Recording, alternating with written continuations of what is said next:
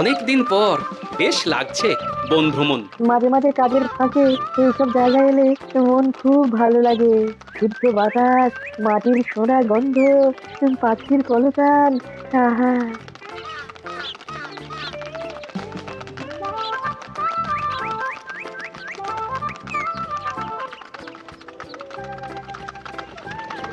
মহারাজের রথ থামছে।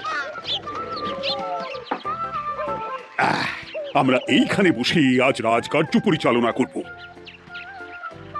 মন্ত্রী, তুমি ঝটপট এখানে বসার বন্দোবস্ত করে দাও। আমি এক্ষুনি ব্যবস্থা করে দিচ্ছি মহারাজ। এই এখানেই আমাদের বসার জন্য ছাউনি করে দাও। এক্ষুনি করে দিচ্ছি মন্ত্রী মশাই। এরা বসার জায়গাটা করে দিক, ততক্ষণ আমরা একটু হেঁটে আসি।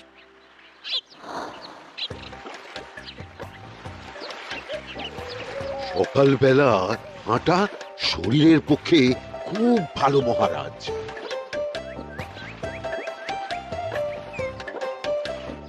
আগেকার দিনে রাজা মহারাজরা এই সব বনে মৃগয়া করতে আসতেন। মৃগয়া একদম ভালো নয় মন্ত্রী। তুমি জঙ্গলে আসছো অন্য প্রাণীদের মারতে। কেন মারবে? ওরা তো তোমার কোনো ক্ষতি করেনি। না, তা করেনি, কিন্তু তখন ওটা রাজা মহারাজাদের খেলা ছিল। শুনেছি আপনার প্রপিতামহ খুব ভালো বাঘ শিকার করতেন, অনেক বাঘ মেরেছেন। মন্ত্রী, তুমি একটা কথা হয়তো জানো না। আমার প্রপিতামহ শিকার করতেন, কিন্তু কোনো স্বাভাবিক জানোয়ারকে নয়, যে বাঘ মানুষ খেকো হয়ে প্রজাদের ক্ষতি করত। আমার প্রপিতামহ সেই সমস্ত বাঘদেরই মারতেন। এছাড়া উনি বন্য প্রাণী সংরক্ষণ করতে বড়ই ভালোবাসতেন।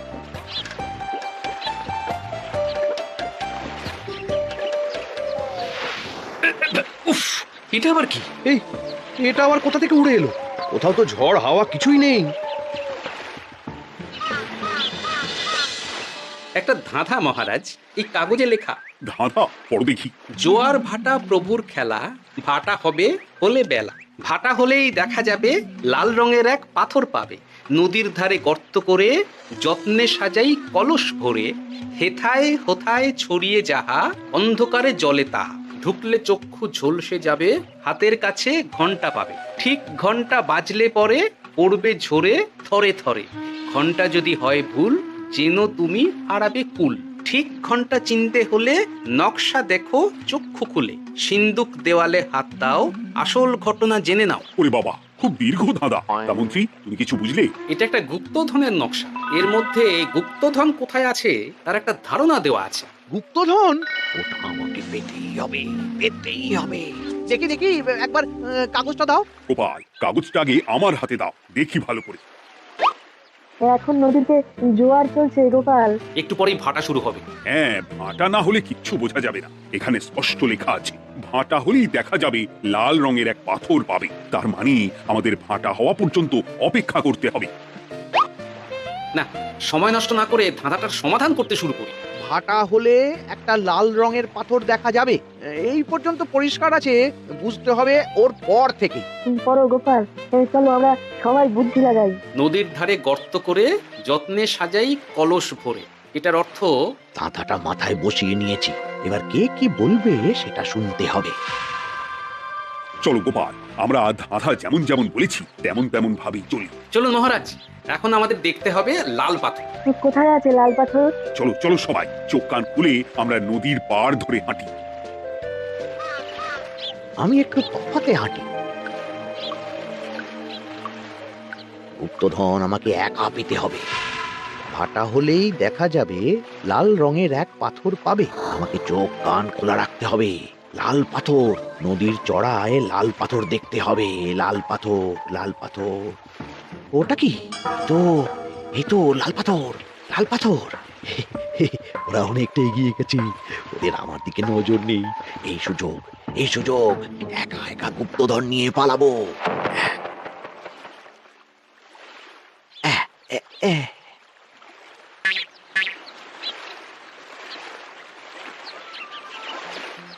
কি গো, আমরা তো হেঁটেই চলেছি, লাল পাথর তো কই দেখতে পাচ্ছি না। আরেকটু হাঁটতে হবে মহারাজ, গুপ্তধন বলে কথা, ওকে আর সহজে ধরা দেয়?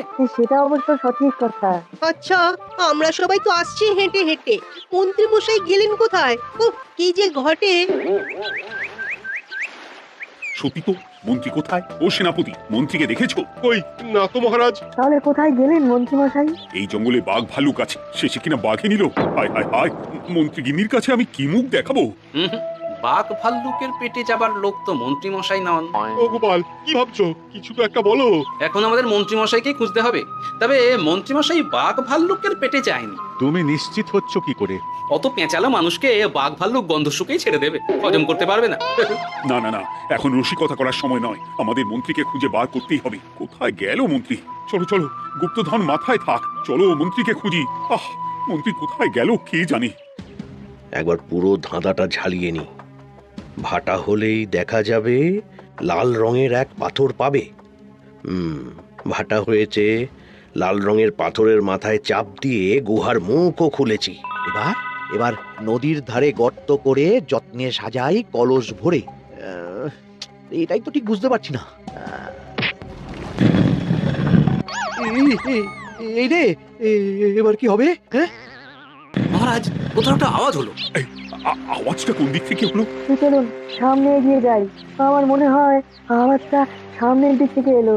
আমারও তাই মনে হলো। তবে কি মন্ত্রী মশাই লাল পাথরের হদিশ পেয়ে গেছেন? আমাদের চোখে পড়লো না, অথচ মন্ত্রী মশাইয়ের চোখে পড়ে গেল। আসলে আমরা কথা বলতে বলতে গেছি, তাই নজরে পড়েনি। মন্ত্রী মশাই একা একা আমাদের পেছন পেছন আসছিলেন। উনি ইচ্ছে করেই আমাদের পেছনে পেছনে আসছিলেন। নিজে একা গুপ্তধন নিয়ে যেতে চেয়েছিলেন, এখন কোথায় আছেন কে জানে।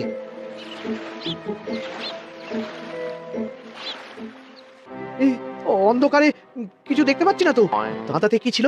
হ্যাঁ কি ছিল?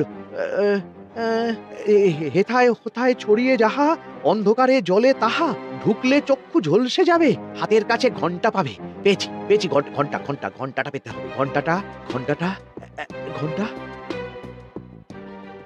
ভাটা হলেই দেখা যাবে লাল রঙের এক পাথর পাবে, নদীর ধারে গর্ত করে যত্নে সাজাই কলস ভরে, হেথায় হোথায় ছড়িয়ে যাহা, অন্ধকারে জলে তাহা, ঢুকলে চক্ষু ঝলসে যাবে, হাতের কাছে ঘন্টা পাবে। ঠিক ঘন্টা বাজলে পরে পড়বে ঝরে থরে থরে, ঘন্টা যদি হয় ভুল যেন তুমি হারাবে কুল। ঠিক ঘন্টা চিনতে হলে নকশা দেখো চক্ষু খুলে, সিন্দুক দেওয়ালে হাত দাও, আসল ঘটনা জেনে না। এবারে ভালো করে ঠান্ডা মাথায় ভাবতে হবে। ভাটা হলেই দেখা যাবে লাল রঙের এক পাথর পাবে। সেই লাল পাথরটাই তো খুঁজে পাওয়া যাচ্ছে না, অথচ মন্ত্রী মশাই খুঁজে পেলেন। আওয়াজটা কোথা থেকে আসছিল? এই কাছে পিঠে এই কোথা থেকে আওয়াজটা আসছিল।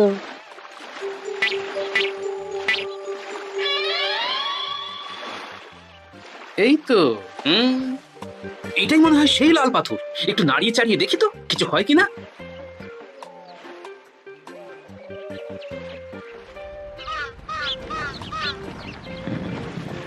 এই তো কাজ হয়েছে। এই তো সুড়ঙ্গ।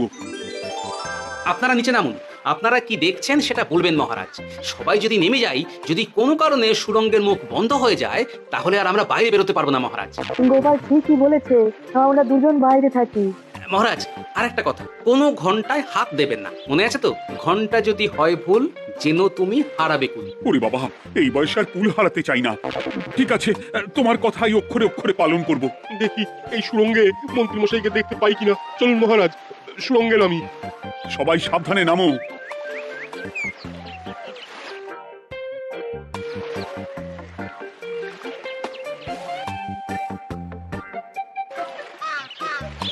মহারাজ, ওখানে কি কি দেখতে পাচ্ছেন?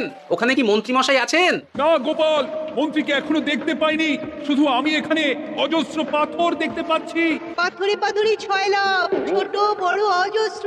পাথরগুলো বড় অদ্ভুত, কিরকম কিরকম মানুষ মানুষ গড়ন।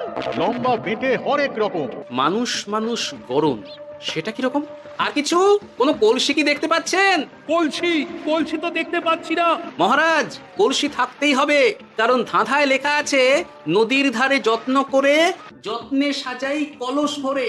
গর্তটা আসলে হলো সুড়ঙ্গ, কিন্তু কলস। মহারাজ মহারাজ, এইদিকে এইদিকে একটা কলসের মতো কি যেন আছে। এদিকে আসুন, এদিকে এদিকে। হ্যাঁ গোপাল, দেখতে পেয়েছি। এবার আমি যেরকম যেরকম বলবো সেই রকম সেরকমই করবেন। আমি বিজ্ঞানীকে নদী থেকে জল তুলে পাঠিয়ে দিচ্ছি। পাত্র কোথায় পাবে? আমাদের জল খাবার যে পাত্র আছে সেটা আনতে লোক পাঠাচ্ছি। ঠিক আছে। শুধু একটা কথা বলছি, আপনারা কেউই সুড়ঙ্গের ভেতরে কোনো কিছুতে হাত দেবেন না। কেন গোপাল? সব পরে বলবো, এখন আমি যা বলছি সেটা শুধু মনে রাখুন। সুড়ঙ্গের ভেতরে কিছুতে হাত দেবেন না। ঠিক আছে। প্রহরী, তুমি যাও, যেখানে আমাদের বসবার আয়োজন করা হয়েছে সেখানে গিয়ে একটা জলের পাত্র নিয়ে নদী থেকে জল ভরে নিয়ে এসো। গোপাল, মন্ত্রীমশাই কোথায় গায়েব হয়ে গেলেন? কোথাও গায়েব হয়ে যাননি বিজ্ঞানী, কোথাও গায়েব হয়ে যাননি উনি ওই সুড়ঙ্গের ভেতরেই আছেন। কিন্তু কেউ তো ওনাকে দেখতে পাননি। সম্ভবত পাথর হয়ে আছে। এখন কিভাবে পাথর হয়েছেন সেটা তো আমি বলতে পারবো না। সবটাই স্বপ্নের মতো লাগছে।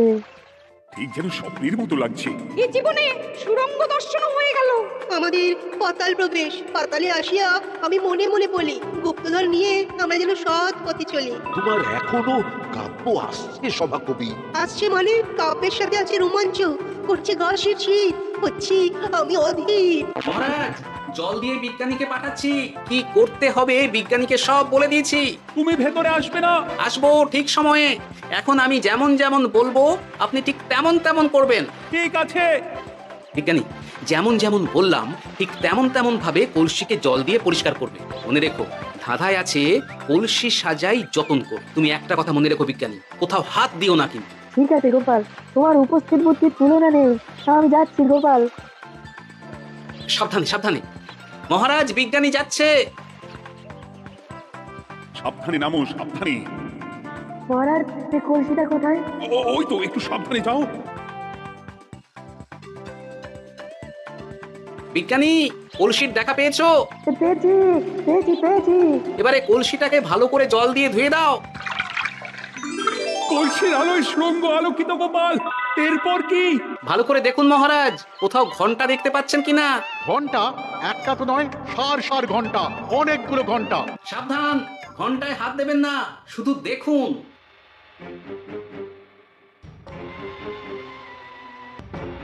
মহারাজ, আমরা গুপ্তধনের খুব কাছে চলে এসেছি।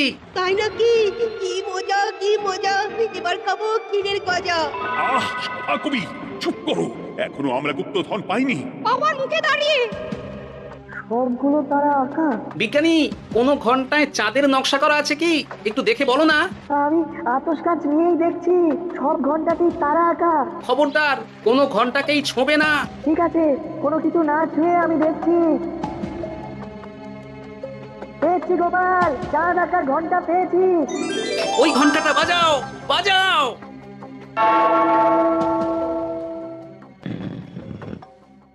গুপ্তধন পেয়েছেন মহারাজ? বাঁচাও বাঁচাও বাঁচাও। বাঁচান মহারাজ, বাঁচান বিজ্ঞানী, মহারাজ। মন্ত্রীর গলা পাচ্ছ না? মহারাজ, আমি পাথর হয়ে আছি, আমাকে মানুষ করুন মহারাজ। তুমি তো মানুষই ছিলে, হঠাৎ করে পাথর হলি কেন? মহারাজ, গুপ্তধন পেয়েছেন? পেয়েছি, তার সাথে মন্ত্রীকেও পেয়েছি। মন্ত্রী এইখানে কোথাও পাথর হয়ে দাঁড়িয়ে আছে। দাঁড়ান মহারাজ, এবার আসছি। সাবধানে এসো। আমি ভেতরে যাচ্ছি, বুঝলে? যদি কোনো কারণে দেখো পাথরটা গুহার মুখটা আটকে দিয়েছে, অমনি তোমাদের কাজ হলো পাথরটাকে ছুঁয়ে ফেলা, বুঝলে? ঠিক আছে গোপাল দাদা। আমার মনে হয় বিপদ আর কিছু ঘটবে না। ও সাবধানের তো মান নেই। ঠিক আছে, তুমি নিশ্চিন্তে ভেতরে যাও। বাঁচাও, আমাদের বাঁচাও, আমাদের সবাইকে মানুষ করুন।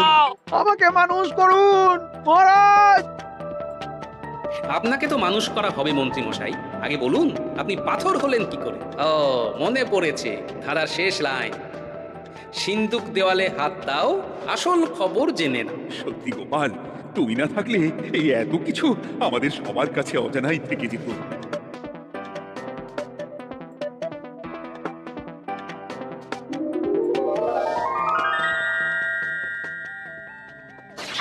ধন্যবাদ আমাকে মুক্ত করার জন্য।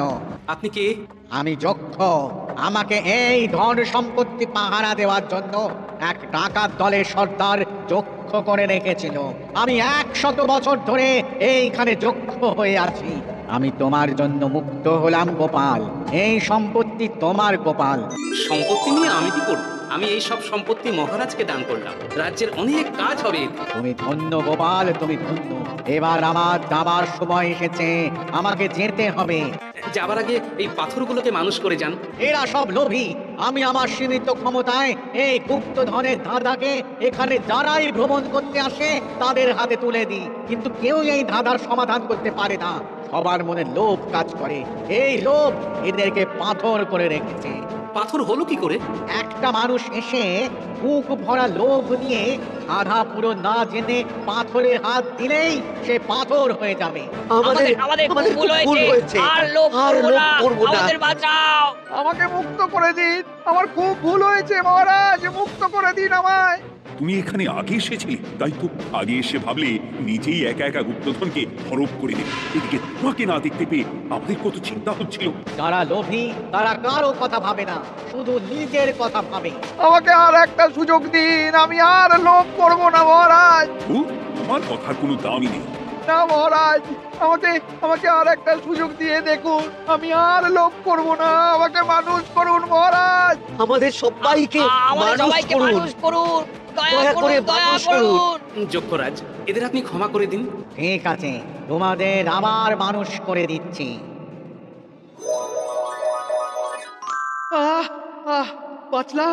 বাঁচলাম।